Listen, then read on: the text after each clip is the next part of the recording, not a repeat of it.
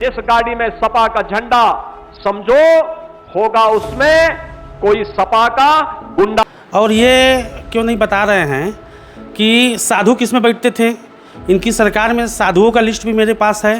ब्रिजेश सिंह साधु number 1, Vineet Singh साधु number 2, Sushil Singh साधु number 3, Dhananjay Singh साधु number 4, जो कि ब्रिजेश सिंह पूरा खनन का काम कर रहे हैं, ज़मीनों को कब्जा करने का काम कर रहे हैं, मठ मंदिरों को कब्जा करने का काम कर रहे हैं। सुशील सिंह जिनके ऊपर दर्जनों मुकदमे हैं, विनीत सिंह जो है खनन का काम कर रहे हैं, ज़मीनों को कब्जा करने का काम कर रहे हैं। और धनंजय सिंह के विषय में आप जान ही रहे हैं, कुडिन भैया समाजवादी पार्टी की सरकार में ये कहते थे कि गाड़ियों में झंडा लगा तो गुंडे बैठते थे। और इस समय तो ये सारे लोग साधु हैं। मुख्यमंत्री जी पहले अपने दामन को झाँक कर देखें कि कितना आप एक तरफा और अपने स्वजाति बंधुओं का इतना मन बढ़ा दिए हैं कि उत्तर प्रदेश थर थर काँप रहा है। साथियों, बहुत बहुत स्वागत है खुशखबरिया में। उत्तर प्रदेश का विधानसभा चुनाव जैसे जैसे करीब आ रहा है, वैसे वैसे सियासत में नए नए बयानबाजी भी सामने आ रही है। अभी कल सूबे के मुखिया योगी आदित्यनाथ का एक बयान आया। उन्होंने कहा कि जब सपा की सरकार थी तो गुंडई चरम पर थी। यहाँ तक कि उन्होंने कहा कि जिस गाड़ी में सपा का झंडा होता था उसमें गुंडा होता था। उनके बयान के बाद से समाजवादी पार्टी के अलग अलग नेताओं की प्रतिक्रिया सामने आ रही है। बनारस में हमारे साथ इस मामले पर बातचीत करने के लिए सपा के प्रदेश सचिव राजू यादव जी हैं। उनसे भी जानने की कोशिश करेंगे कि जब सपा की सरकार थी, इस तरह का इल्ज़ाम जो योगी आदित्यनाथ लगा रहे हैं कितना सही है। बहुत बहुत स्वागत सर आपका। धन्यवाद। ये जो बयान आया है कि जिस गाड़ी में सपा का झंडा होता था उसमें गुंडा होता था, देखिए ये मुख्यमंत्री जी का निजी बयान है। और ये क्यों नहीं बता रहे हैं कि साधु किस में बैठते थे। इनकी सरकार में साधुओं का लिस्ट भी मेरे पास है। ब्रिजेश सिंह साधु नंबर 1, विनीत सिंह साधु नंबर 2, सुशील सिंह साधु नंबर 3, धनंजय सिंह साधु नंबर 4 और दर्जनों ऐसे इनके जो पार्टी के स्वजाति साधु बंधु हैं, जो कि ब्रिजेश सिंह पूरा खनन का काम कर रहे हैं, ज़मीनों को कब्जा करने का काम कर रहे हैं, मठ मंदिरों को कब्जा करने का काम कर रहे हैं। सुशील सिंह जिनके ऊपर दर्जनों मुकदमे हैं, विनीत सिंह जो है खनन का काम कर रहे हैं, ज़मीनों को कब्जा करने का काम कर रहे हैं। और धनंजय सिंह के विषय में आप जान ही रहे हैं, कुडिन भैया। तो हमें ये कहने की ज़रूरत नहीं है कि समाजवादी पार्टी की सरकार में ये कहते थे कि गाड़ियों में झंडा लगा तो गुंडे बैठते थे। और इस समय तो ये सारे लोग साधु हैं, जो कि पूरे प्रदेश में आतंक और भय का माहौल पैदा कर रहे हैं। कुलदीप सिंह सेंगर जो कि बेटी के साथ बलात्कार किए, वो साधु हैं। तो मैं कहना चाहता हूं कि माननीय मुख्यमंत्री जी पहले अपने दामन को झाँक कर देखें कि कितना आप एक तरफा और अपने स्वजाति बंधुओं का इतना मन बढ़ा दिए हैं कि उत्तर प्रदेश थर थर काँप रहा है। एक तरफ उन्होंने ये भी कहा कि जब उस सरकार में जो है थाने से लेकर तहसील पर आप लोगों का कब्जा हुआ करता था, खासकर यादव समाज का।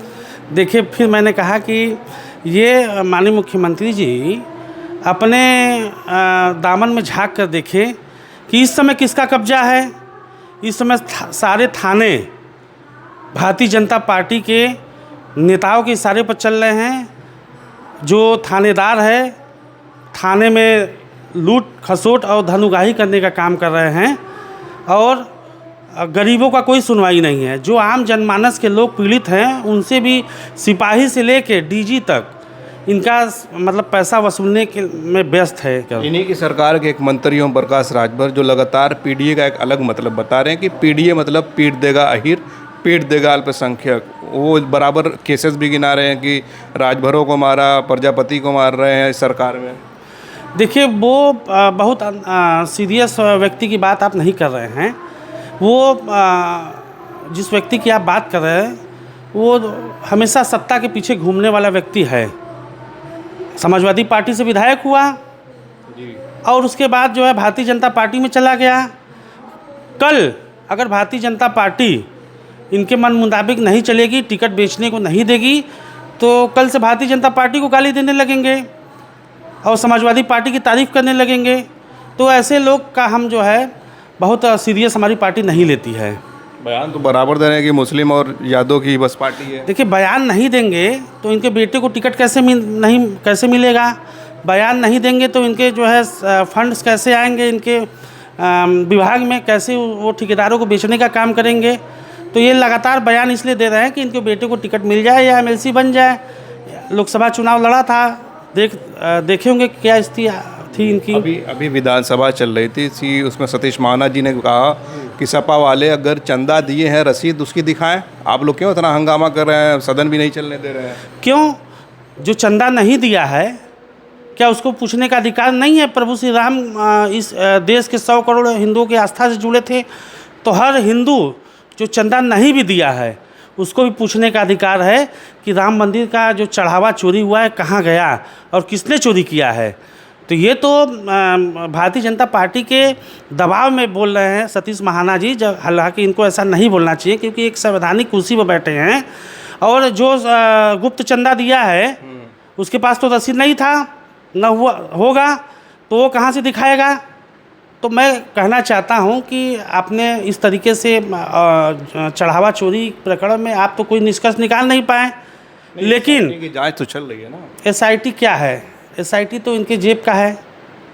एफआईआर हुई, गिरफ्तारी हुई, किसका हुआ? ये लोगों की गिरफ्तारी आप 8 लोग ड्राइवर गिरफ्तार हो रहे हैं, चपरासी गिरफ्तार हो रहे हैं। चंपत राय कहाँ गए? अनिल मिश्रा कहाँ गए? और भी लोग हैं जो कि चंदा चोरी में इन्वॉल्व है। और खुद सरकार ईमानदारी का सनातन का चोला पहनकर ये जो है इसमें लिप्त है। और ये पहला प्रकरण नहीं है, इसके पहले आप देखे होंगे कि ज़मीनों में किस तरीके से प्रभु श्री राम के नाम पर दलाली खाने का काम किया इन्होंने। अयोध्या के अंदर किस तरीके से पिछले साल जो राम पथ का निर्माण हुआ था 800 करोड़ की लागत से, वो पहले ही बारिश में ढह गया। और आप काशी विश्वनाथ में आ जाइए, कितना इन्होंने भ्रष्टाचार, कितना मतलब ये लोग जो है मकानों के नाम पर दलाली खाने का काम किए हैं, किसी से छिपा नहीं है। तो इस तरीके से बात भारतीय जनता पार्टी न करे। और जो बड़े लोग हैं उनको सामने चंपत राय का सीधे सीधे नाम आ रहा था, उनको सीधे सीधे बचाने का काम किया गया। और निर्दोष टिन्नू यादव जैसे लोगों को जो है जेल। निर्दोष है टिन्नू यादव। और क्या, जब चंपत राय दोषी नहीं है तो उसके ड्राइवर को कैसे आपने बना दिया भाई? चंपत राय वही ना ट्रस्ट के मालिक थे, महासचिव थे, तो उनको जेल क्यों नहीं भेजने का काम किया आप? अनिल मिश्रा क्यों नहीं जेल भेजने का काम किए? इस्तीफा तो दे दिया ना चंपत राय जी ने। इस्तीफा दे दिया इसलिए कि उनकी चोरी पकड़ी गई थी। और इसी से समझ लीजिए कि जब इन्होंने इस्तीफा दे दिया तो इसका मतलब चोरी में लिप्त है। कौन बचा रहा है उनको? सरकार, केंद्र सरकार और प्रदेश सरकार बचा रहा है इनको केंद्र और प्रदेश सरकार बचा रहा है कि ये संघ के लोग हैं और इनको जेल भेजेंगे तो चुनाव 2027 में आने वाला है। जनता जब ये वोट मांगने जाएंगे हिंदुओं के सामने तो जनता इनसे पूछेगी कि चंदा चोरों को क्या किया आपने, कहाँ रखा है चंदा चोरों को? क्योंकि उसी सनातन का चोला पहनकर, उसी हिंदू का चोला पहनकर, उसी प्रभु श्री राम का नाम लेकर आप उत्तर प्रदेश में सरकार बनाने का काम किए थे, इस देश में सरकार बनाने का काम किए थे। तो जनता समझेगी उत्तर प्रदेश के जो चुनाव आ रहा है उसमें जनता समझ रही है, जनता मन बना चुकी है कि 2027 में इन्हें उखाड़ फेंकना है, इन चंदा चोरों को उखाड़ फेंकना है। एक आखिरी सवाल मैं आपसे लूँगा कि अभी हाल ही में 5 अगस्त को जनेश्वर मिश्रा जी की जयंती पर वहाँ पे ब्राह्मणों का जुटा हुआ, तो अखिलेश यादव ने पीडीए के पी के मतलब पंडित भी बताया।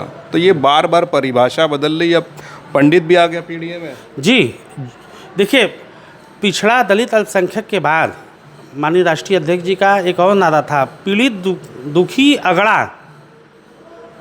तो उन्होंने जब ब्राह्मण सम्मेलन हुआ तो उन्होंने कहा पीड़ित दुखित अगड़ा में पंडित भी आते हैं, वो पीडीए के साथ हैं। कृष्ण सुदामा की जोड़ी बता रहे हैं कि भाई आज से कई हजारों साल से भगवान श्री कृष्ण सुदामा की जोड़ी है। हमेशा ब्राह्मणों के साथ यादव रहे हैं, यादव के साथ ब्राह्मण रहे हैं। और ब्राह्मणों ने इस देश को जो है कुर्बानियाँ भी दिया है, इस देश में कुर्बानी भी की हैं ब्राह्मणों ने। ब्राह्मण तो भाजपा का कोर वोटर माना जाता है आज। ब्राह्मण तो कांग्रेस का भी कोर वोटर था, फिर भारतीय जनता पार्टी वाले ने लोग कहें कि नहीं मेरा कोर वोटर है।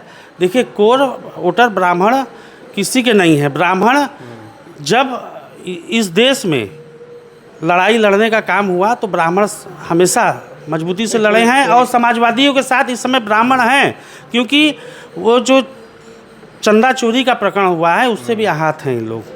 कोई एक वजह तो होगी ब्राह्मणों के आने की आपके पास? ब्राह्मण हमेशा जनेश्वर मिश्र हमारे दल के साथ थे, हमेशा हम लोग के साथ ब्राह्मण थे, हैं भी, रहेंगे भी, आगे भी रहेंगे। हमेशा ब्राह्मण हम लोग के साथ समाजवादी पार्टी के साथ थे। 27 में क्या लगता है कि 27 में देखिए, जिस तरीके से आपको लग रहा है कि इस देश के अंदर, इस प्रदेश के अंदर जो भ्रष्टाचार हो रहा है, ये विकास की गंगा नहीं, ये भ्रष्टाचार का संगम है। उत्तर प्रदेश और देश में जो भ्रष्टाचार का संगम हो चुका है, उसको तोड़ने के लिए पीडीए के जननायक, पीडीए के महानायक माननीय अखिलेश यादव जी 2027 में प्रचंड बहुमत के साथ सरकार बनाने जा रहे हैं। चलिए, बहुत बहुत धन्यवाद हमसे बातचीत करने के लिए। आपने राजू यादव जी को सुना, जो समाजवादी पार्टी के प्रदेश सचिव हैं। कई सवालों के जवाब इन्होंने बेबाकी से दिए। इनकी बातों से आप कितना सहमत हैं, अपनी राय ज़रूर कमेंट करें। आप देख रहे थे खुश खबरिया। बनारस से मैं उबैद, बहुत बहुत शुक्रिया।